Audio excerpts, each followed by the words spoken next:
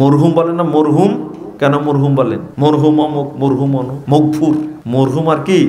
মগফুর, মানে মারহুম আর মাগফুর। আচ্ছা কেন চালু হয়েছে বলেন তো দেখি? আসলে বলতে হতো রহিমাহুল্লাহ, আল্লাহ তার উপরে রহম করুক। এই দায়িত্ব আল্লাহকে ওরা দিতে চায় না, এই জন্য শব্দটা উপমহাদেশে কি মারহুম, তার উপরে রহম করা হয়েছে। কে করেছে? তোর বাপ। রহম কে করতে পারে? রহিমাহুল্লাহ বললে কি সমস্যা? ওরা বলবে না। আল্লাহকে দায়িত্ব দেওয়া হলো যে আল্লাহ তার উপরে রহম করুন, দায়িত্ব কাকে দিলাম এটা করে বলবে না। ও আপনারা বলছেন যে কার মধ্যে কি ঢোকালেন? জি, এটাই সুফিবাদ।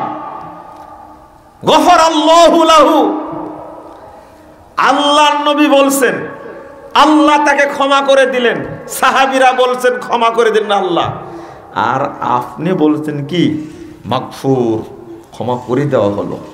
কে দিল? কে দিল? এরা কোনোদিন বলবে না গফারাল্লাহু লাহু, আল্লাহ তাকে ক্ষমা করে দিল। ওরা বলল মাগফুর, ক্ষমা করা হয়েছে। কে বলল ক্ষমা করা হয়েছে তাকে? আর গফারাল্লাহু লাহু এটা হলো দোয়া, আল্লাহ তাকে ক্ষমা করুন, কিন্তু দায়িত্ব দিবে না।